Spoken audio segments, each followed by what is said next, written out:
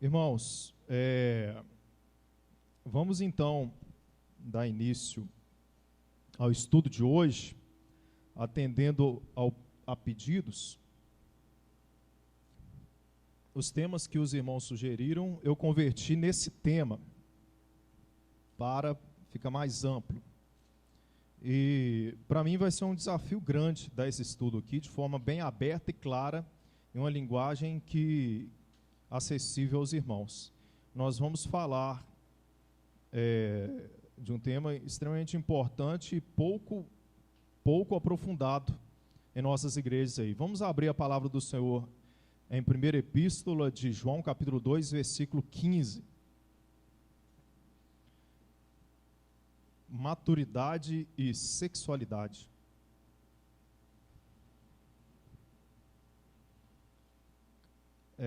Primeira Epístola de João, capítulo 2, versículo 15. Deixa eu ver aqui se está tudo certinho, estamos gravando a aula, está tudo certo. Vamos continuar então.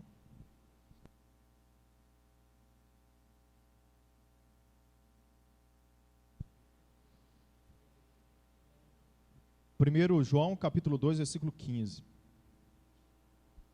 A palavra do Senhor nos fala assim. Vamos ficar de pé, irmãos, por favor. Reverência à palavra de Deus. A palavra do Senhor nos fala assim: não ameis o mundo, nem o que no mundo há. Se alguém ama o mundo, o amor do Pai não está nele. Amém. Os irmãos podem se sentar aí. Nós vamos falar então de sexo antes do casamento, consequências e traumas, a vontade de Deus versus a vontade do mundo, o que o mundo impõe e como resistir, e os anseios dos jovens de hoje.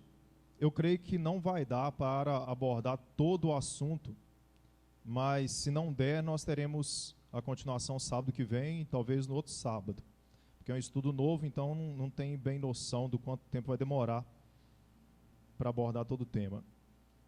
Então vamos falar primeiro, irmãos, de maturidade. Maturidade, o que eu vou falar aqui, nada mais é do desenvolvimento do corpo, não maturidade mental, mas maturidade no sentido físico do corpo. E é uma coisa bem simples, nós nascemos e vamos desenvolvendo até a fase adulta. Está aí a ilustração, né, mostrando criança, vai indo tal, e vamos crescendo, adolescente, nos tornamos jovem. E é isso aí, nós passamos por uma fase aí muito boa, de brincadeira, sem responsabilidade, e a minha infância foi uma infância invejável. Eu tive uma infância que eu brinquei de tudo que você imaginava, e na minha época era isso aqui, ó. Não sei se as crianças de hoje são assim. A gente não gostava de menina era para lá e menino era para cá. As brincadeiras de menino eram bem específicas, as de menina específicas. A gente tinha um certo repúdio. Menina era para o lado delas lá, entendeu? Então, tinha até aquela zoação, assim, quando o menino lá brincava de alguma coisa, ele falava assim, isso é brincadeira de menina e tal, aquela coisa bem de inocência de criança. E a minha vida era isso aí, coisa que a gente não vê hoje em dia, né? Carrinho de rolimã, soltar pipa, que lá em Minas chama papagaio. Quando eu falei aqui, primeira vez, quando eu era pequeno, eu soltava papagaio, eles ficaram pensando, como assim você soltava papagaio? Pensavam que eu criava papagaio numa gaiola e soltava, né, a ave. Mas aí em Minas é papagaio.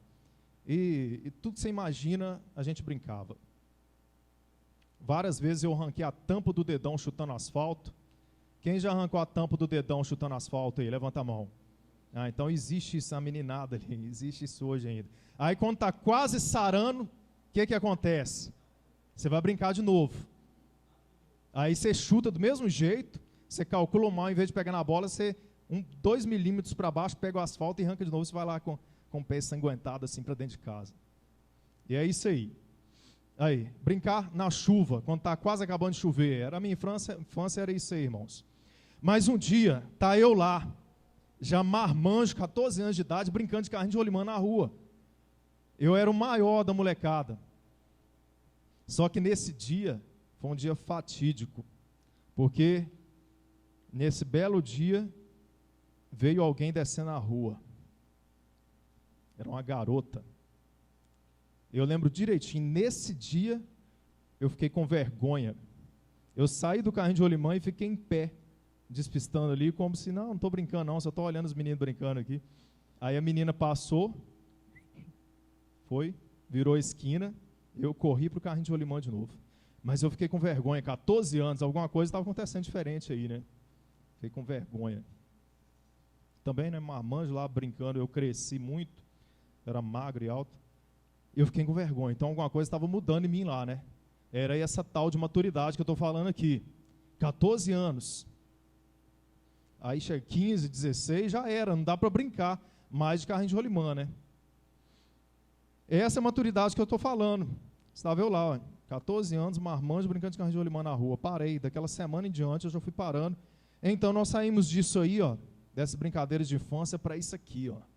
Outra fase. E aqui a gente tem que tomar cuidado. Tem que tomar cuidado. Porque se você chega nessa fase aqui com a sua cabecinha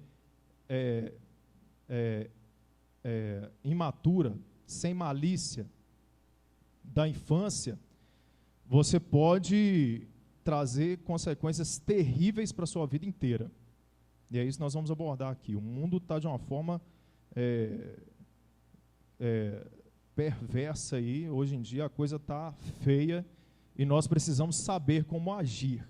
Eu estudo muito coisas de guerra e depois eu vou falar um pouco disso aqui. E na guerra, fundamental é você treinar para o soldado ir no campo de batalha o mais treinado possível para ele saber o que vai enfrentar. Não é assim, pastor? É assim, não é? Imagina pegar um soldado aí, ele alistou, coloca a farda nele, equipamento e joga no campo de batalha. É jogar lá para morrer na mesma hora. Então esse estudo aqui é um treinamento nessa área. A gente precisa saber o campo minado que nossos jovens estão pisando aí fora e nossos filhos. E vai acontecer um conflito aqui, que não tem nada a ver, a princípio, com o mundo em si, com o mundo fazendo pressão. Tem a ver mais com o mundo pós-moderno, desenvolvido que está aí. Que conflito é esse? O conflito é esse aqui, ó. A maturidade acontece entre 16 e 18 anos, às vezes até menos. As meninas aí não têm uma festa de 15 anos? Não tem? Essa festa é um nome específico. Que nome que é? Festa de quê? Hã? Eu não entendi.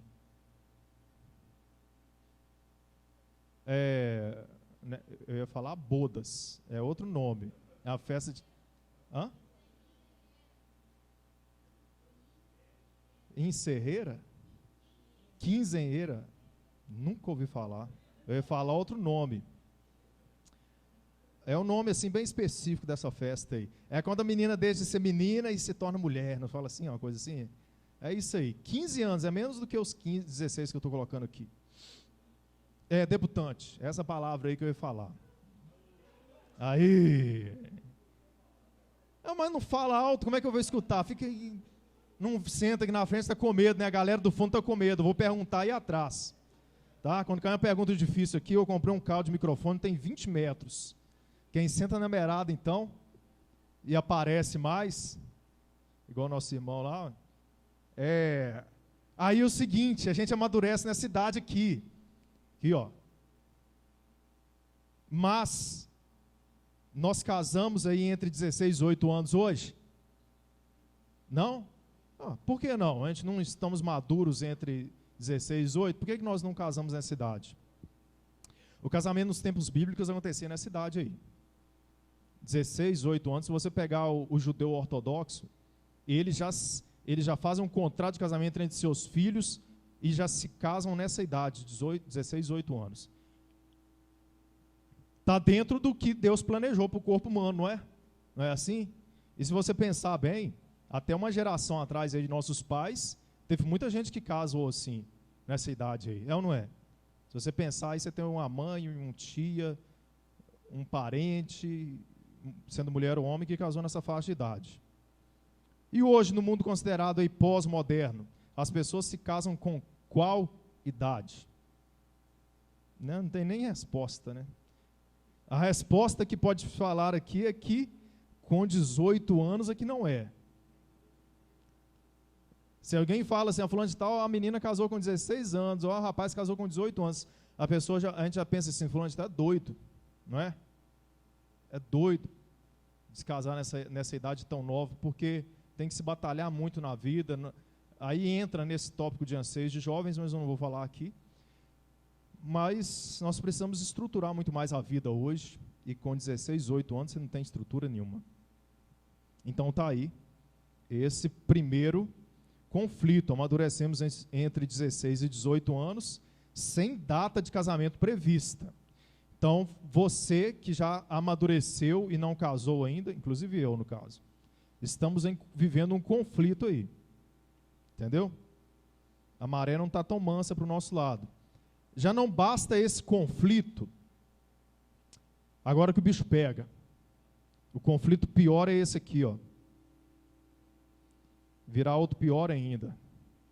O que está escrito ali? O mundo. Isso aqui vai pôr pressão. E vai colocar pressão com força. E quem é fraco não vai resistir à pressão que esse mundo vai fazer.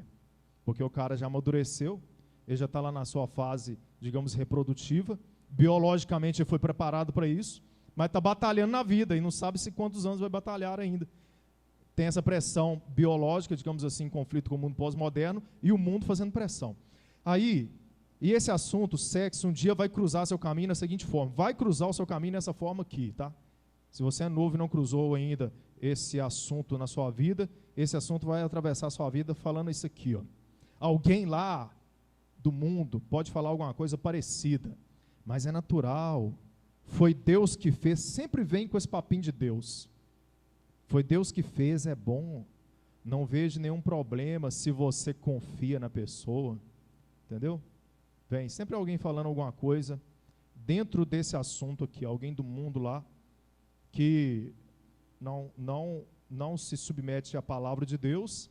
Sendo assim, não tem limite para suas atitudes e o que der na cabeça lá faz. Então começa a exercer essa pressão sobre o jovem cristão evangélico hoje.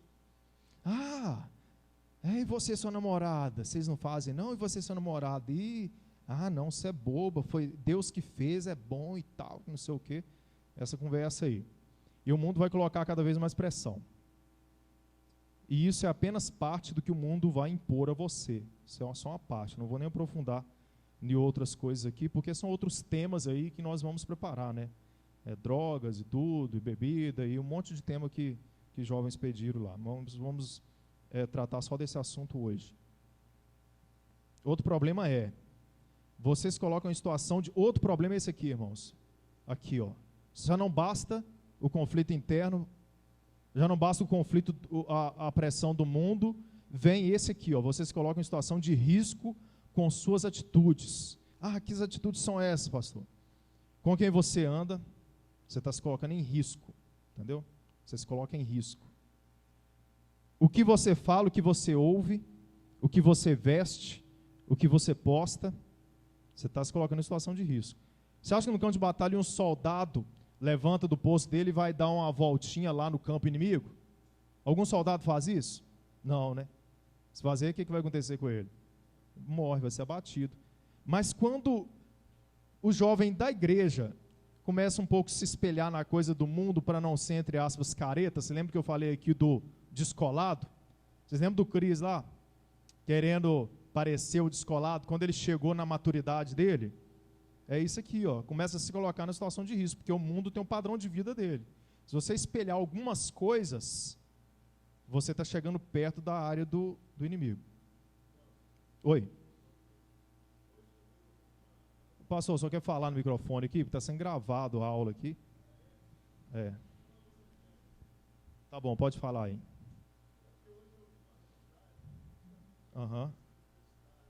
Postagens.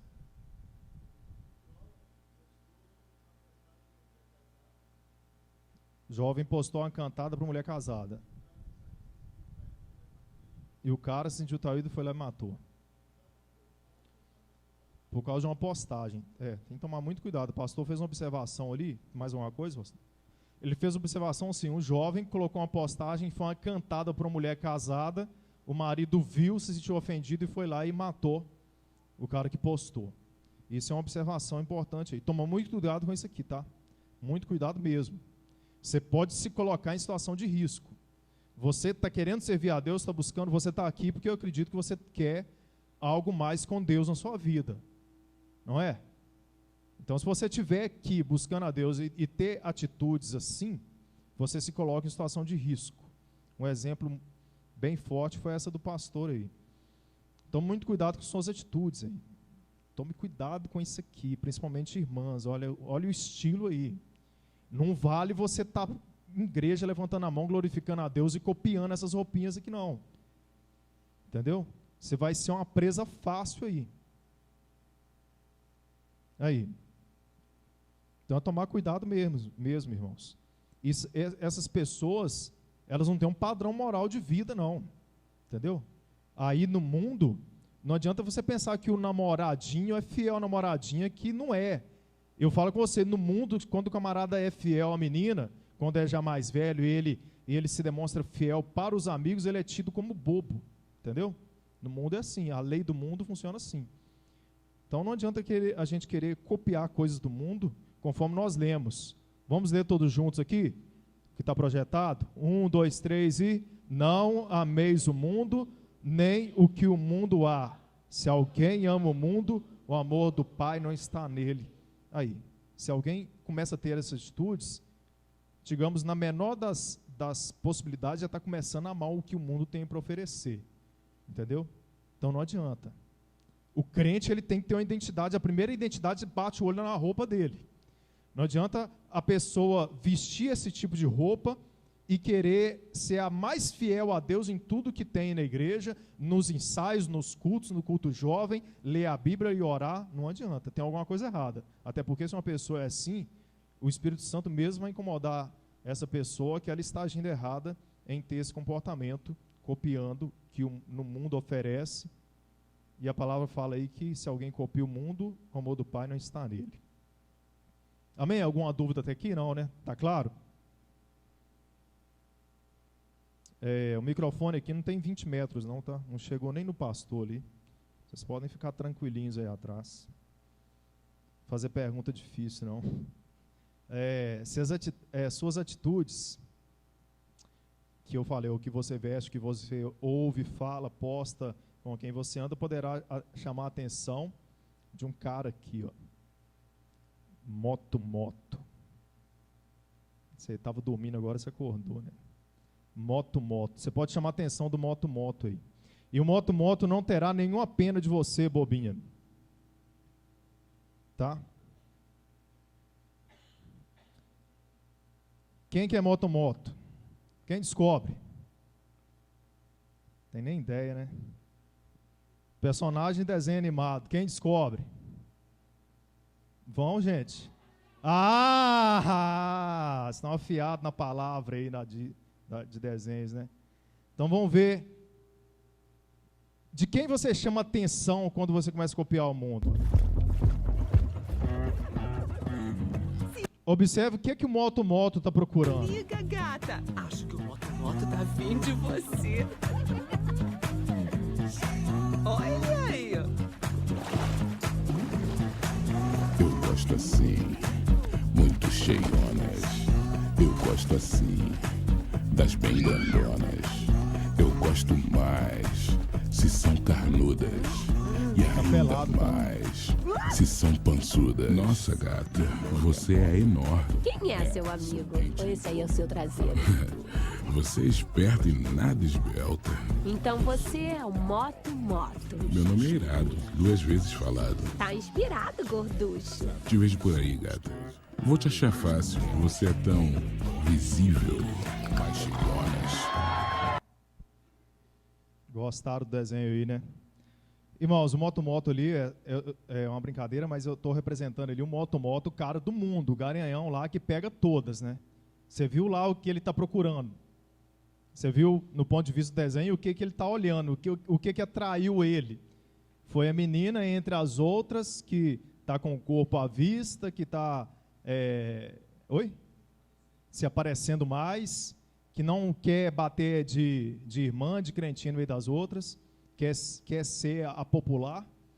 Então o moto é o cara do mundo, entendeu? Se ela tivesse vestido uma roupa de uma serva de Deus ali, não chamaria a atenção dele de forma nenhuma. Então isso aqui é um risco. Na verdade, você não está chamando a atenção do moto aí. E sim, Quem governa a vida de moto-moto. Quem governa a vida de moto-moto? Não é personagem de desenho, não. Personagem bíblico. Satanás, né? Também. Faz parte do pacote. Quem governa a vida do nosso personagem moto-moto aí, que é o representando uma pessoa do mundo, um rapaz do mundo, é o inimigo, é o diabo, Satanás que governa a vida dele. Quando a menina começa a ter o comportamento, o menino do mundo sendo crente, ela chama a atenção do diabo em primeiro lugar, que por sua vez chamará a atenção dos rapazes do mundo, que por sua vez irão aproximar. E se essa menina cresceu, amadureceu fisicamente, mas está com a cabeça inocente, vai ser uma presa muito fácil na mão de moto-moto e do diabo lá. Vai ou não vai? Ai, ele me ama. Você viu lá? Te ama. A musiquinha falava o quê? Te ama. Não era isso? Você acha que moto-moto amava ela ali? Fala a verdade. Você acha que queria um compromisso sério com ela? Casar, criar família, criar filhos, ter um emprego? Tinha quantas lá antes dela? Um monte, não era? Não era isso? Então, e aí a menina tá lá, amadureceu, começou a ser atraída por coisas do mundo. Eu estou falando nos dois sentidos, tá? Outro sentido é o Cris lá querendo andar com os caras descolados. Outro sentido é o camarada da igreja lá que está na escola e fica olhando o moto, o garanhão, e fala assim, pô, cara, tem que ser igual esse cara. Entendeu? E começa a ter atitudes igual a dele. E aí vai. E não tem como, irmãos, não tem como. Não adianta você querer conciliar as duas coisas, que não dá. É impossível isso. Não adianta a gente querer servir a Deus e querer ser o popularzinho na escola e começar a copiar as coisas do mundo. Você vai quebrar a cara. Você vai ser muito mais influenciado. Então assuma a sua identidade de vez, sou crente e acabou. Não adianta querer pegar o lado bom dos dois lados, que você vai quebrar a cara. Entendeu? Você está perdendo tempo de estar na igreja se eu fizer assim. A verdade é essa. Você está perdendo tempo. Você está vindo na igreja à toa. Se a pessoa está querendo copiar o mundo, viver o que o mundo oferece e tudo, e querer ser fiel a Deus dentro da igreja, você está perdendo tempo pelo lado da igreja. Você define a sua vida. E assuma as consequências do que você definir. A consequência daquele que se define servir a Deus é morar onde? Na eternidade para todos sempre, né? Onde não haverá mais dor nem ranger de dentes. Mas aí, ó, Satanás vai bater o olho na pessoa. Tá copiando o mundo, né? Aqui, ó, olhando para as menininhas lá, ó, usando os motomotos da vida aí para se aproximar. O vulgo Sassá.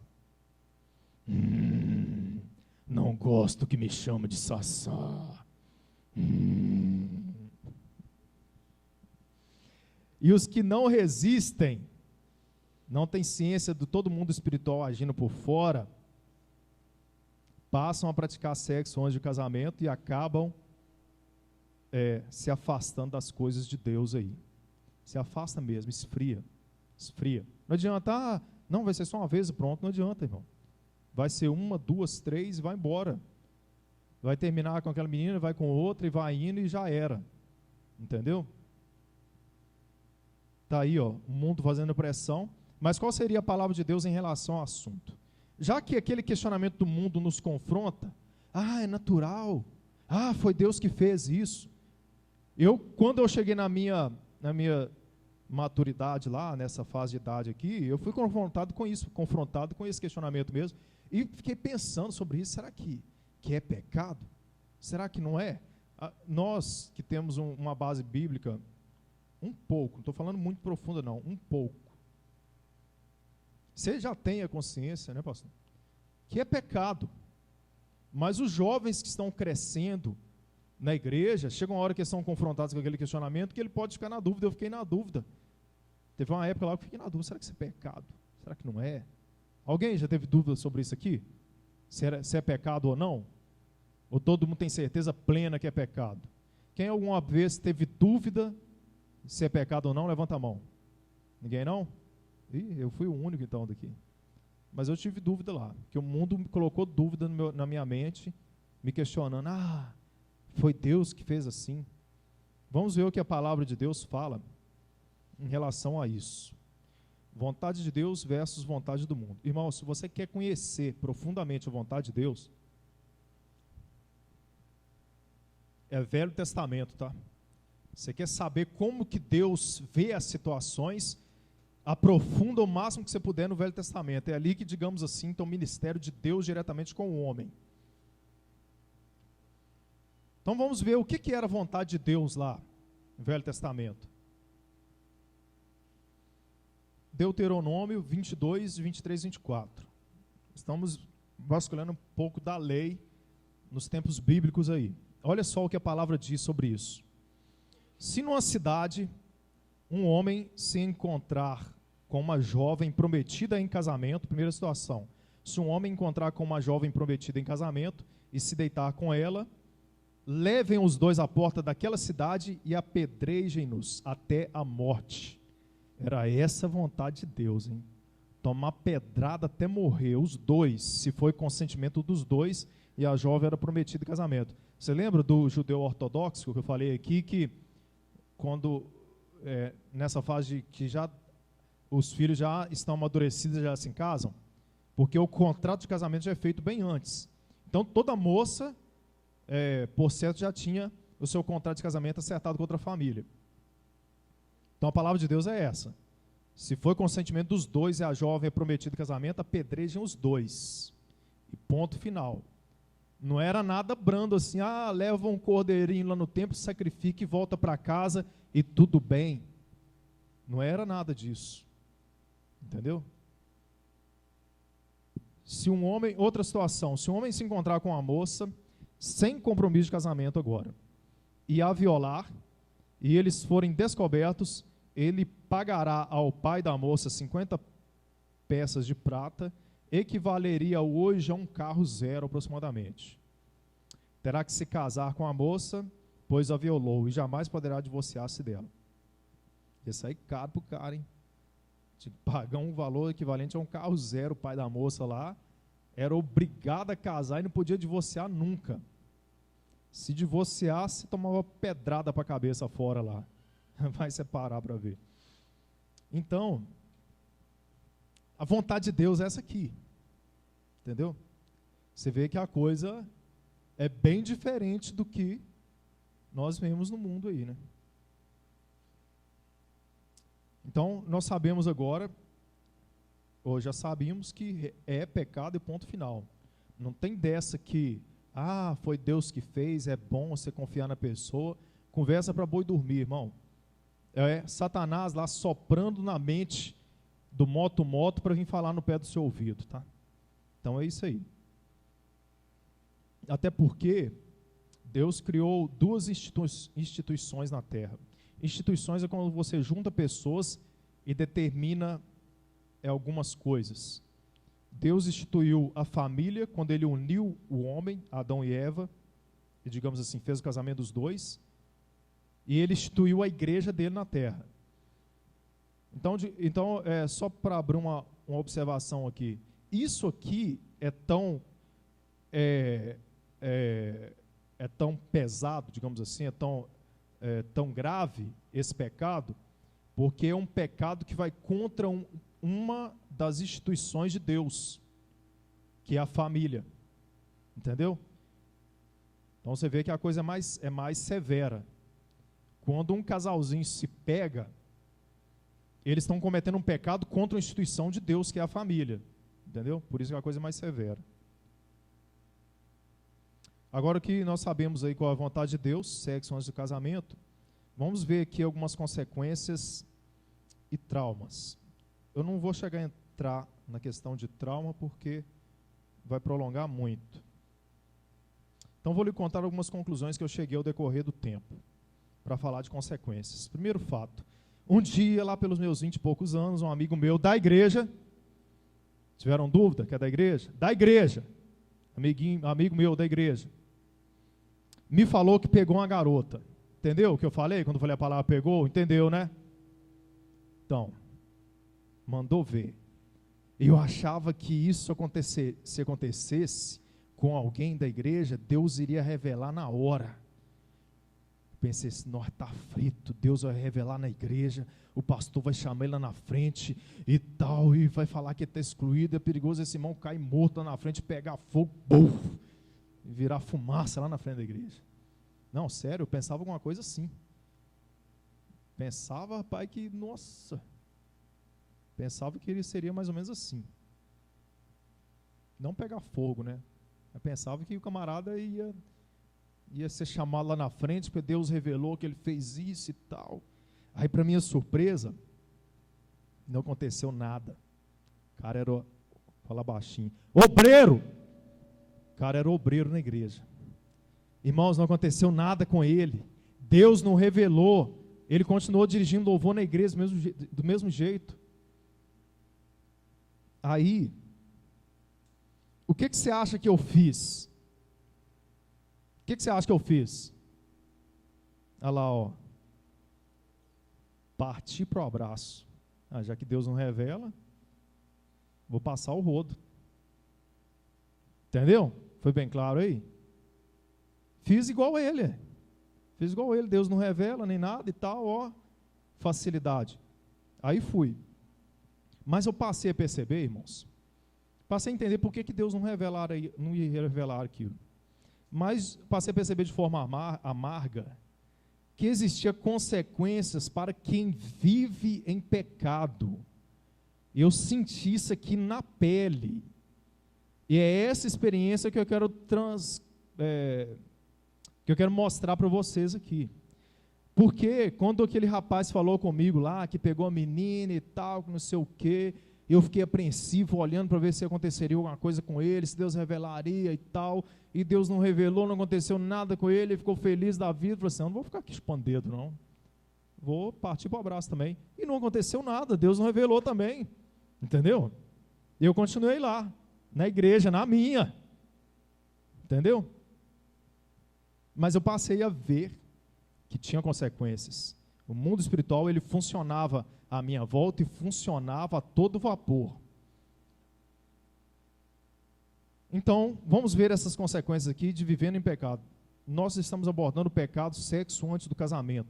Nós já vimos na Bíblia, nós já vimos os conflitos que nós estamos mergulhados nele. Nós já vimos biblicamente que é pecado. E, sendo pecado, quem pratica está vivendo em pecado. Então, todo pecado haverá uma consequência. Entendeu?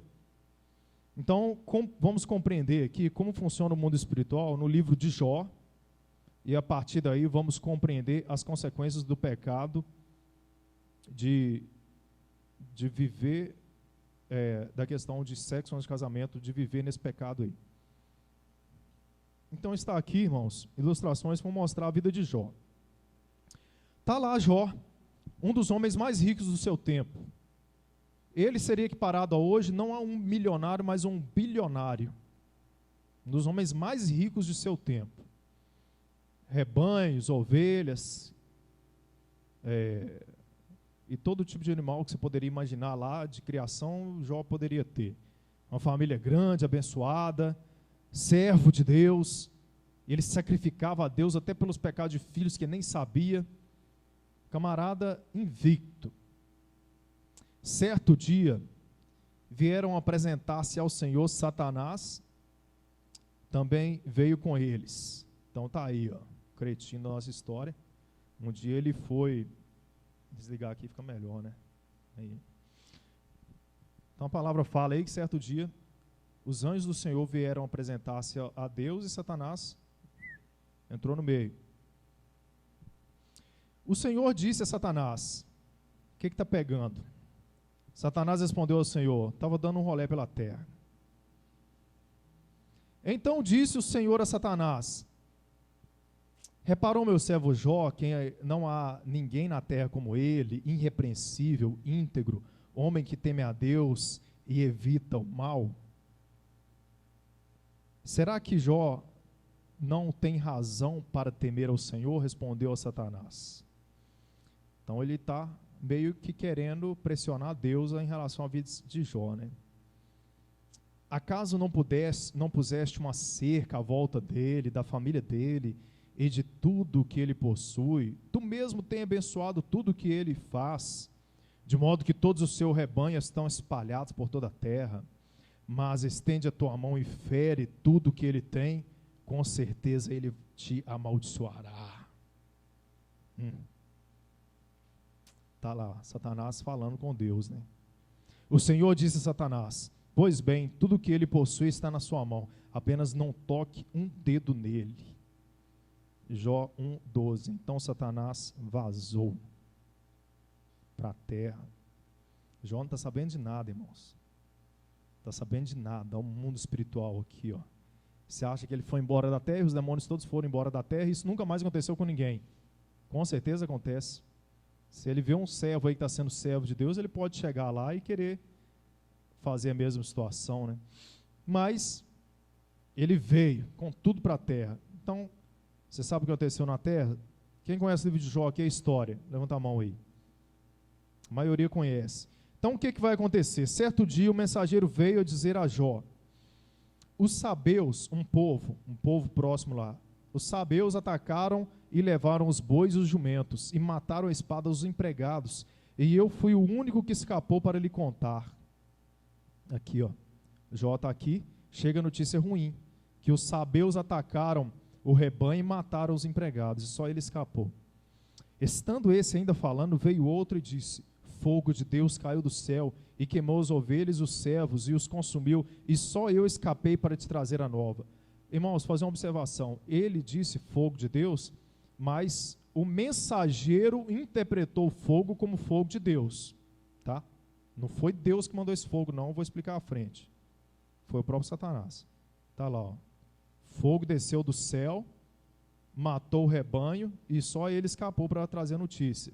Estando esse ainda falando, veio outro e disse: ordenando os caldeus, outro povo, 3 tropas deram sobre os camelos e os tomaram, e os servos feriram a fio de espada, e só eu escapei para trazer a nova.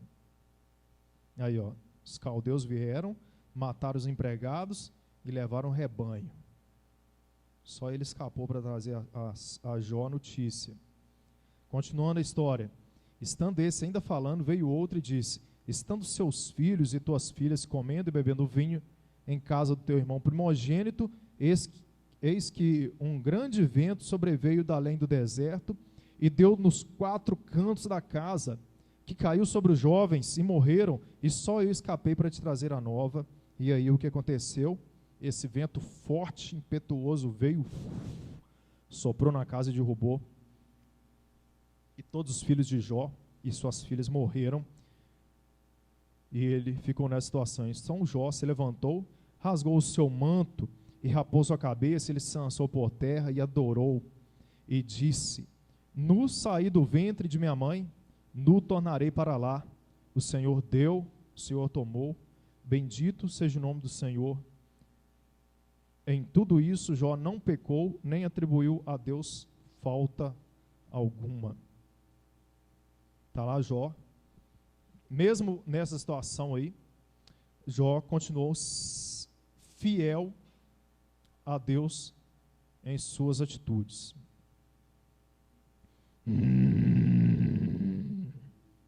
Olha lá, ó. Não ficou nada satisfeito com isso. Só observando Jó, continuando sendo fiel a Deus mesmo naquela situação. Foi lá de novo no céu. No outro dia, os anjos vieram apresentar-se ao Senhor, e Satanás também veio com eles para apresentar-se. O Senhor disse a Satanás: dá o papo aí, maluco. Satanás respondeu ao Senhor: dei outra voada na terra, mano. Estavam conversando com o outro lá. E disse o Senhor, isso aqui é a linguagem ultra atual, tá? Da juventude pós-moderna.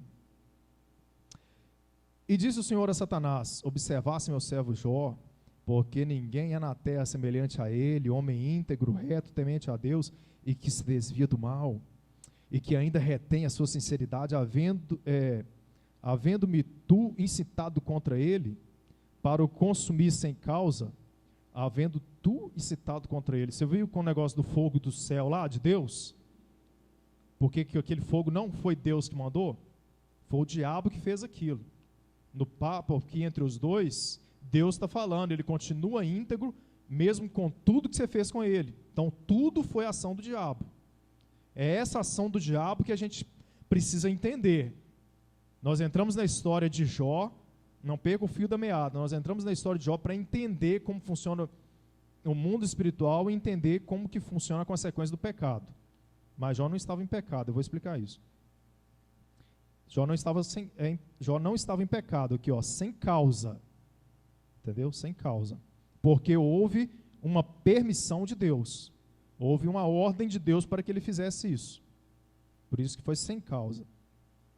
Disse Satanás: estende a tua mão e fere a tua carne e os teus ossos, e com certeza ele te amaldiçoará. Bicho é mau, rapaz. Você que não fica esperto para você ver, não. O Senhor respondeu: pois bem, está nas suas mãos, apenas poupe a vida. Satanás saiu voado de novo.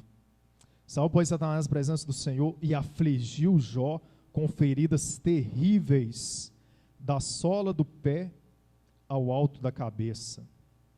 Olha lá, indo para a terra. Feliz da vida, né? Pensando que vai arrebentar com Jó, e Jó vai se revoltar contra Deus. Irmãos, na vida de Jó, era uma disputa entre Deus e o diabo. Deus, ele confiou tanto em Jó, se Jó falhasse, o diabo ia perder, Deus perderia esse conflito para o diabo. Você acredita nisso? Se Jó falhasse, Deus iria perder essa batalha para o diabo na vida dele. E mais profundo ainda, que essa mesma batalha se reflete na vida de cada um de nós aqui, ó. Cada um de nós aqui. Por incrível que pareça, reflete do mesmo jeito, acontece da mesma forma. Por isso que a palavra de Deus, ela é tão plena e bela e profunda. Ela tem tudo que a gente precisa. Nessa história, ela está nos mostrando como que o mundo espiritual funciona à nossa volta. Aí. Senhor, eu te louvo por tudo que o Senhor me deu e o Senhor tirou. Quebra o seu carro, você xinga. Não é assim às vezes? Camarada te fecha no trânsito, você xinga o cara. E aí? O diabo foi lá e tirou, foi tudo que ele tinha. Louvado seja o teu santo nome.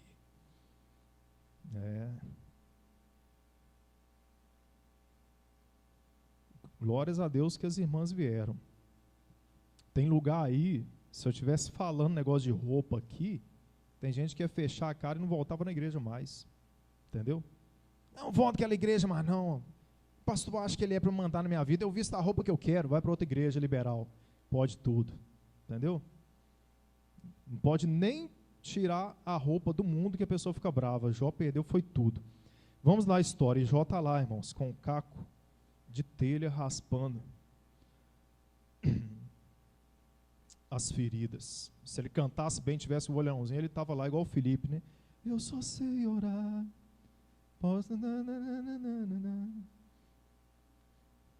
E aí a mulher dele vem, confronta ele. Louvado seja o teu santo nome, Senhor. Rapaz. Os amigos vêm consolar. Que foi, Jó? Que você fez, mano? Que você fez, maluco? Que está nessa aí? Olha lá. Aqui, o olhinho paradinho aqui, ó. Aqui. Esse cara aprontou, hein? Camarada tá empregado. O João não está querendo falar, não. O outro aqui, a carinha do outro pensando assim, hein? O que esse Jó fez? Ei, eu vou ficar esperto aí, senão o bicho vai pegar pro meu lado. Aí o outro, Jó, fala aí, irmão. Fala com nós. Desabafa. Você gostou, né, Felipão, da historinha aí?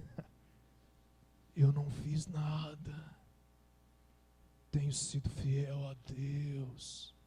Os amigos de Jó doido perguntando ele, você aprontou, você fez uma coisa errada, cara, você está solteiro, pegando a menininha lá, fala aí o que você está fazendo, para o diabo ter lançado esse mal contra a sua vida. E está aí, entendeu? Jó sendo fiel a Deus. E Jó tomou um caco para raspar, e ele estava sentado no meio de cinzas. O que quero que vocês compreendam no livro de Jó é o poder, entre aspas, que Satanás tem. Poder, entre aspas. Entre aspas, porque ele tem poder, não pleno, não total, como Deus tem, nem chega perto, mas ele tem um certo poder para agir. Entendeu? Por isso que eu sou contra essa meio cultura que nós temos,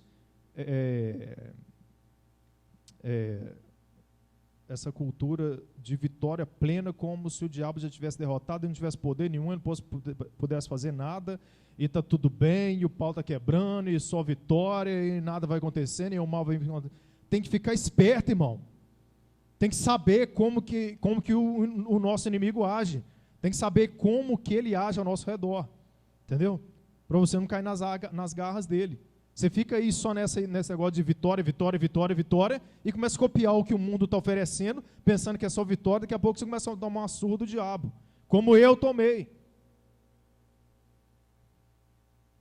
Olha só o que ele fez com a permissão de Deus. Ele fez, a atitude dele. Deus só permitiu. Ele fez descer fogo do céu, ele fez um vento soprar, ele fez ladrões roubarem, ele fez ladrões espancarem os empregados, ele fez ladrões assassinarem outros empregados, e ele fez Jó ficar leproso. Ele provocou doença física no corpo de Jó. Ele teve capacidade para fazer isso. Mas o que eu quero frisar aqui é o seguinte: ele roubou, matou e adoeceu. Ele fez com que pessoas roubassem os rebanhos de Jó. Não está falando lá que desceu demônios e roubaram o rebanho de Jó. Ele não está falando desceu demônios e assassinaram os empregados de Jó.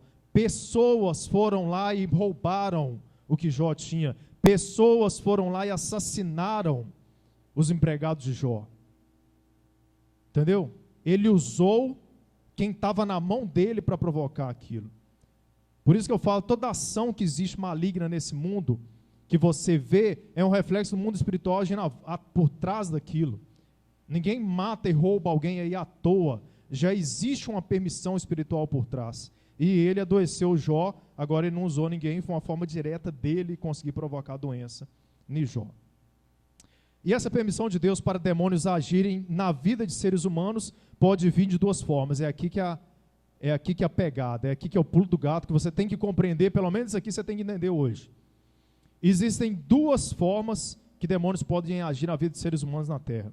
A primeira forma que demônios podem agir na vida de seres humanos, com uma permissão direta de Deus, como Jó, para provar um servo que não está em pecado. Está vendo aí?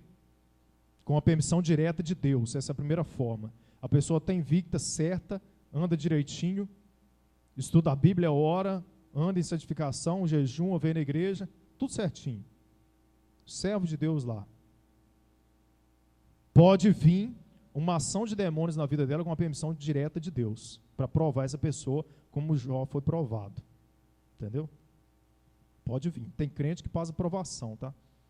Então não pense que todo mundo que está numa situação crítica, passando uma fase da vida, está em pecado.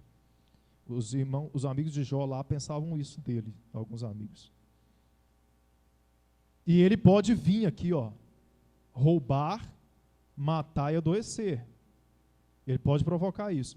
Essas questões, irmãos, são uma relação direta, tá? Direta e proporcional. Direta e proporcional.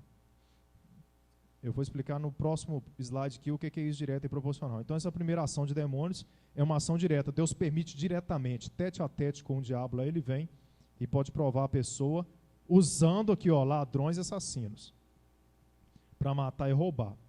Nós vemos aí que sabeus e caldeus mataram e roubaram. Entendeu? O diabo usou pessoas não servas, que está lá no mundo, vivendo diante do jugo dele. Segunda forma de demônios agirem, que é essa aqui que tem que ficar esperto. Com a permissão indireta de Deus, uma pessoa que está em pecado, a pessoa está em pecado, já existe uma permissão, digamos, indireta de Deus para o demônio agir na vida dela. É a lei que funciona no mundo espiritual, que rege o mundo espiritual é essa. Ora lá, Deus pode quebrar o galho e livrar uma pessoa da morte ainda, ou de situação mais grave. Mas a pessoa em pecado, a porta está aberta para demônios agirem na vida dela, e é o que eu falei de forma direta e proporcional, porque isso é proporcional. Ah, como assim, pastor, proporcional? Uma pessoa que está cometendo um furto na empresa dela, demônios poderão agir na vida financeira e minar a vida financeira dela, entendeu? O carro quebra, o menino passa mal, gasta dinheiro aqui, gasta dinheiro aquilo ali, constrói um muro para melhorar a casa, o muro cai, tem que gastar mais dinheiro, e lá o cara está roubando a empresa, entendeu? Ou seja, se ele está roubando, os demônios olham, está roubando, né? Qual que é a lei aí? Ah, está roubando, pode abrir na vida, o outro demôniozinho explicando, pode minar a vida financeira. Então vão lá, vão arrebentar a vida financeira dele. Vai arrebentando tudo que a pessoa tem, a pessoa vai rouba 5 mil aqui, gasta 10 para consertar tudo que está quebrando. Entendeu? Então é assim, é bem proporcional. O que Jesus falou com Pedro, quando Pedro sacou a arma, a espada, e foi para cortar a cabeça do cara, só que o cara desviou e cortou a orelha dele. Jesus, ele aplicou essa lei. Ele falou assim: Pedro, guarda a espada, porque quem mata pela espada é o quê? Digno de ser morto por ela. Matou, né? Vou te matar, maluco. Assim que funciona. Entendeu? Quebra isso como? Aceitando Jesus, arrependendo, vindo para a igreja. Seus pecados são lavados no sangue do Cordeiro. Cadê a ficha dele? Cadê a ficha dele? Cadê? O pecado estava lá, apagou, filho, já era. Perdeu o playboy. Vou falar isso com o demônio. Quem aceita Jesus, vou falar isso com o demônio. Perdeu o playboy. Perdeu, apagou, não pode matar mais. Então isso é uma forma direta. O demônio pode agir na vida da pessoa de forma indireta e de forma direta. Então, irmãos, está aqui, ó. Ele usou pessoas para roubarem e para matarem lá na vida de Jó, de forma direta, mas ele faz isso aí no planeta Terra a todo momento, tá? A todo momento. Você vê lá, o camarada foi assassinado, pode saber que a permissão indireta de Deus estava por trás. Aqueles demônios, eles sabiam a vida daquela pessoa. Ah, capotou o carro, morreu. Você pode saber também que isso aconteceu porque houve uma permissão ali por trás. Também existe a possibilidade de Deus estar provando. Também existe a possibilidade também, né, de Deus recolher o seu servo e a pessoa morrer por uma doença ou morrer de um acidente. Também existe isso, entendeu? Então, eu estou falando que todos os acontecimentos na Terra é um reflexo do mundo espiritual e a gente tem que ficar esperto para o diabo não vir minar a sua vida. Então, nós estamos falando aí, consequências de viver em pecado, sexo antes do casamento, fatos. Você lembra lá do meu amigo que eu falei? Meu amigo crente, que pegou a garota e Deus não revelou nada? Lembra? Estava falando disso? E o bobão aqui partiu para cima? Você lembra disso? Lembra que eu falei isso? Partir para o abraço? É literalmente um abraço aí. Fatos. Passei a perceber a forma amarga que existem consequências para quem vive em pecado. Eu passei a viver isso na pele, vou te explicar. Olha só. Um belo dia, mas foi uma noite, eu estava no culto. Olha só, irmãos, o que aconteceu? Ladrões foram na minha casa e roubaram absolutamente tudo que eu tinha. Eu fiquei com a roupa do corpo. Entendeu? Nessa época lá. Como não revelou, fiquei fazendo as coisas erradas escondidas. E um dia no culto, ladrões foram lá, entraram, arrombaram a porta, levaram tudo. Computador, roupa nova que eu tinha, calçado, e tudo, me deixou liso. Você lembra na história de Jó? que Satanás teve poder de fazer? Agir na vida das pessoas que estão amando dele, ladrões roubaram e assassinaram. Não foi isso? Então, aí que conclusão que eu cheguei? Eu sem entender. Nossa, o que aconteceu e tal. Não associei as coisas. Alguns dias depois, eu gastei uns 2 ou 3 mil. Só o computador que eu tive que comprar de novo custou R$2.000 na época. Eu estava desempregado ainda com a reserva de dinheiro no banco. Comprei mais uns R$1.000 de roupa e calçado. Porque senão eu ia ficar sem roupa. Estava só com a roupa do corpo. No outro dia eu fui com a roupa do corpo, que eu estava no culto, para ir comprar a roupa. Fatos, eu estava orando alguns dias depois no meu quarto e veio uma voz, a voz do Espírito Santo, e falou de forma muito calma em minha mente. Esse roubo foi consequência do pecado em sua vida. Está vendo o pecado aí? Está vendo? Quem entendeu aí, levanta a mão. Quem entendeu, fala amém. Entenderam? O diabo não pega leve com ninguém não, irmãos. Ele está observando todo mundo, ele estava me observando o tempo inteiro. Quando eu comecei a andar para o caminho, pisando fora, o que é pecado? Pecado é... Vou ir lá atrás perguntar. O que é pecado? Olhando para o Anderson. O que é pecado? Pecado é você desobedecer à lei de Deus, é só isso, simples. Você não viu na palavra que está escrito lá que é pecado? Eu comecei a andar em pecado. E o diabo está olhando e tomando nota na minha ficha. Quando ele ouviu o momento oportuno, num culto que demoraria mais, ele agiu na mente daquelas pessoas. Você acha que aqueles ladrões pensavam assim, demônio está mandando eu ir lá roubar, hein? Nossa, eu ouvi também, o demônio falou comigo. Não é isso não, irmãos.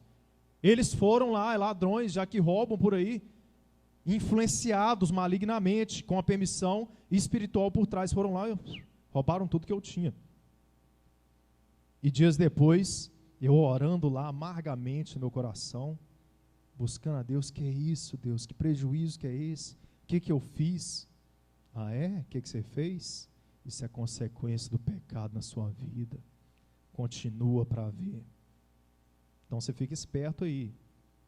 Fica se colocando em risco, copiando modinha de roupa do mundo para você ver. O diabo já está começando a tomar nota disso.